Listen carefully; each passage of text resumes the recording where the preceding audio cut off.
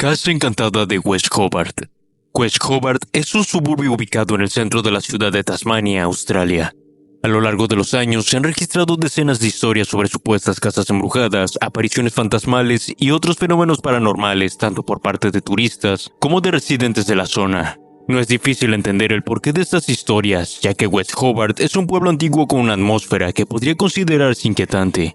Como suele ocurrir en estos casos, la mayoría de estas historias han resultado ser falsas, o los testigos no han presentado pruebas suficientes para respaldar sus afirmaciones, lo que hace que muchas sean probablemente invenciones o exageraciones. Sin embargo, al menos una de estas historias parece tener algo de verdad. Entre finales de los años 80 y mediados de los 90 comenzaron a circular rumores sobre una casa en West Hobart que supuestamente estaba tan embrujada que llevaba a sus residentes a la locura. Al principio, estos rumores generaron un gran revuelo en la ciudad y muchos habitantes locales hicieron todo lo posible por mantenerse alejados de esta supuesta casa embrujada.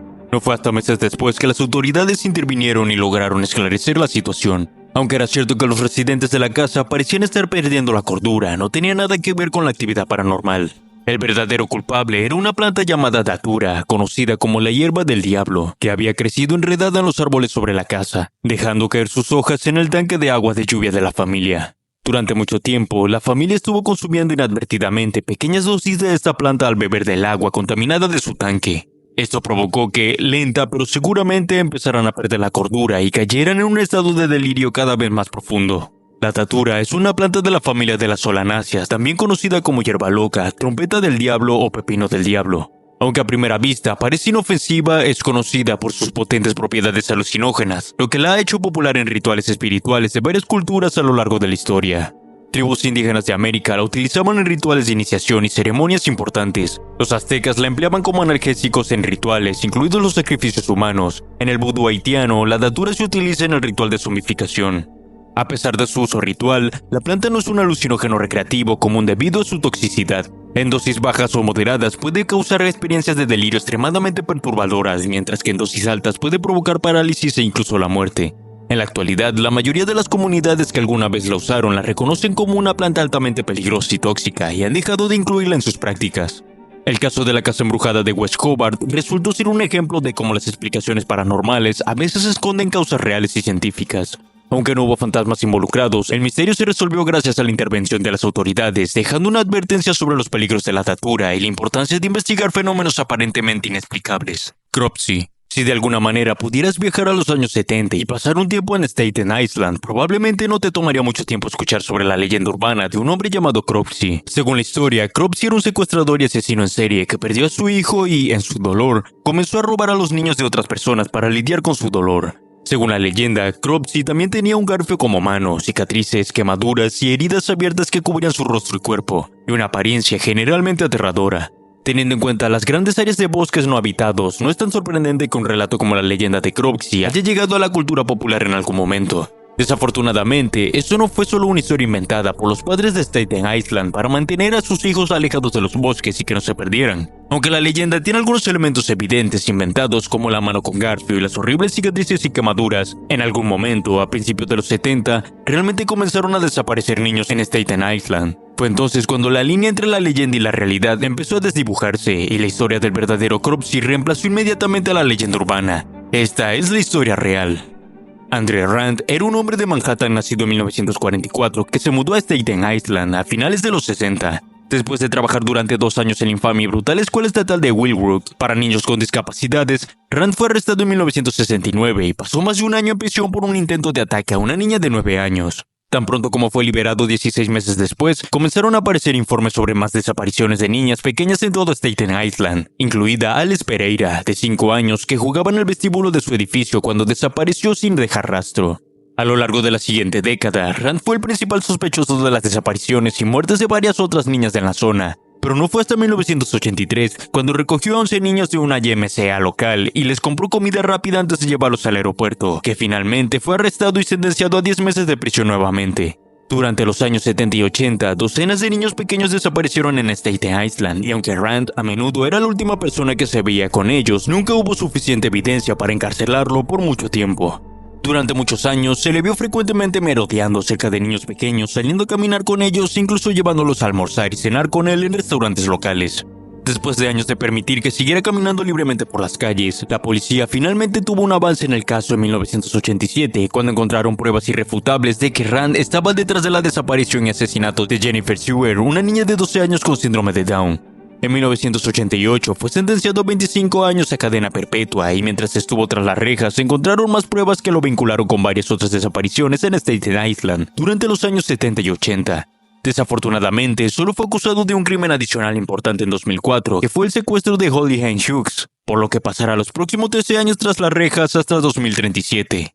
Si vive tanto, tendrá 93 años cuando salga. El ermitaño de Maine. El Valle de Quebec es una de las regiones más hermosas de Maine, con más de 5.000 millas cuadradas de bosques, colinas onduladas y un paraíso natural rodeando el río Quebec. Muchos de los propietarios de cabañas en el área de North Pond, en el Valle de Quebec, han descrito a la zona como el lugar más pacífico del mundo, pero no siempre ha sido así. A lo largo de los años 80 y 90 y principios de los 2000 hubo informes de más de 1.000 robos en las cabañas de North Pond. Durante décadas nadie sabía quién era el responsable de los robos, especialmente porque siempre ocurrían cuando no había nadie en casa. Los propietarios de las cabañas pronto notaron que los robos parecían seguir un patrón, siempre aumentando en los días previos al Día de los Caídos y después del Día del Trabajo. En cuanto a los objetos robados, iban desde alimentos hasta utensilios de cocina, libros, tanques de propano, artículos de tocador de todo tipo. En ausencia de un sospechoso concreto, los lugareños terminaron llamando al ladrón el ermitaño de North Pond. Aunque para ese momento no había nada que sugiriera que los robos fueran obra de una sola persona. Aunque no era raro que grupos de propietarios de cabañas se adentraran en el bosque para tratar de encontrar el ermitaño de North Pond, nunca encontraron rastro alguno, lo que solo sumaba misterio a la leyenda. Una tarde en 2002, 100 personas asistieron a una reunión de propietarios de cabañas de North Pond, y cuando alguien preguntó cuántos de ellos habían sufrido robos, casi todos levantaron la mano. Como probablemente imagines, el ermitaño de North Pond rápidamente se convirtió en una especie de hombre del saco, con la leyenda compartida frecuentemente alrededor de fogatas en la zona. Durante años, nadie pensó que la persona o personas responsables de los robos serían encontradas, pero en abril de 2013, un hombre llamado Christopher Thomas Knight fue arrestado en medio del bosque en el área de North Pond por un oficial que había hecho de su misión personal llevar al ladrón ante la justicia. Tan pronto como fue llevado a la estación de policía, los oficiales le preguntaron por qué no respondía a sus preguntas. Al principio parecía que tenía problemas para hablar, pero eventualmente respondió que se sentía avergonzado de sí mismo. Más tarde se reveló que Christopher había estado viviendo solo en medio del bosque, en una tienda de campaña sin calefacción, sobreviviendo solo a las cosas que robaba de las cabañas cercanas de North Pond. Sorprendentemente, había sobrevivido a temperaturas invernales de 20 grados bajo cero durante años y no había ido a un médico ni tomado medicamentos durante 3 décadas. Lo más increíble de la historia del ermitaño es que durante todo el tiempo que vivió en el bosque no tuvo una sola conversación con otro ser humano, excepto una vez cuando se encontró con un excursionista y solo dijo hola. Entendiblemente, Chris había perdido el interés en llevar la cuenta del tiempo, por lo que cuando se le preguntó cuánto tiempo llevaba viviendo solo en el bosque, respondió que desde el colapso nuclear de Chernobyl, que ocurrió en 1986. Como los investigadores descubrieron más tarde, tenía 20 años cuando decidió convertirse en ermitaño, justo un par de años después de la secundaria. Aunque nunca dio a las autoridades una razón real del por qué decidió desaparecer en todos sus años de aislamiento, fue al extremo de preservar su privacidad. Nunca encendió fuegos, solo se movía de noche y no había tenido ningún tipo de comunicación con la sociedad durante más de la mitad de su vida. Nunca había conducido un coche, enviado un correo electrónico o siquiera conocido lo que era internet hasta su arresto. Curiosamente, a medida que los policías profundizaban más en su historia, se dieron cuenta de que sus únicas posesiones reales eran sus gafas que había estado usando durante 30 años y que incluso podían verse en su foto del anuario de la escuela secundaria Lawrence High de 1984. Todo lo demás, hasta su ropa interior y chaqueta, había sido robado. Después de la investigación, Knight fue sentenciado a 7 meses de prisión, tras lo cual desapareció nuevamente. Según los policías, ahora vive una vida tranquila y pacífica en una zona rural de Maine. The Bunnyman. A principios de los años 70, decenas de habitantes locales comenzaron a reportar que un hombre disfrazado de conejo había comenzado a rondar los vecindarios residenciales alrededor de D.C., Maryland y el norte de Virginia. Aunque vestirse de conejo en sí mismo parece inofensivo, lo que hacía que los encuentros fueran más aterradores era que el hombre supuestamente amenazaba a los niños en la calle con un hacha y a menudo vandalizaba propiedades sin motivo aparente. Aunque los avistamientos del llamado Bunnyman eran bastante raros, parecía haber un patrón en ellos, ya que el hombre generalmente aparecía en lugares aislados donde no había muchos testigos.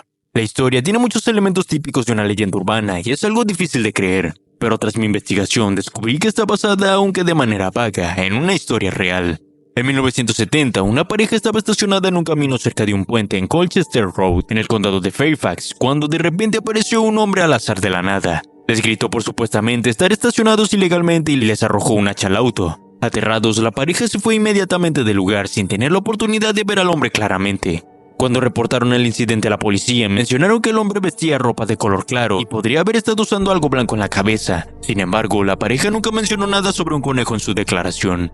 Tan pronto como la noticia se divulgó, la gente comenzó a afirmar que el hombre que había arrojado el hacha estaba usando orejas de conejo. Pronto los rumores sobre un hombre disfrazado de conejo que amenazaba a niños en los bosques con un hacha comenzaron a surgir en toda la zona del DMV, Distrito de Columbia, Maryland y Virginia. A medida que pasaban los años, las historias se volvían cada vez más salvajes y difíciles de creer. Con el tiempo, la leyenda del Bunnyman se volvió bastante popular hasta el punto de que el puente de Colchester Road fue nombrado como Bunnyman Bridge.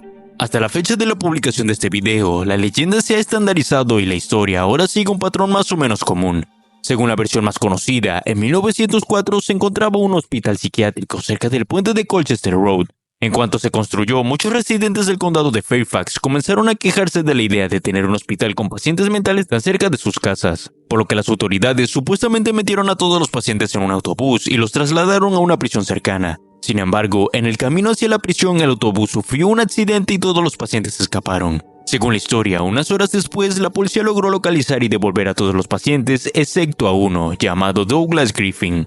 Aquí es donde la leyenda se pone rara. Supuestamente, el paciente fugitivo se escondió en los bosques durante semanas y mientras pasaban los días, los oficiales de policía hacían todo lo posible por encontrarlo. Durante ese tiempo, comenzaron a aparecer cadáveres de conejos en medio del bosque, lo que llevó a todos a creer que Douglas estaba comiéndose conejos para sobrevivir.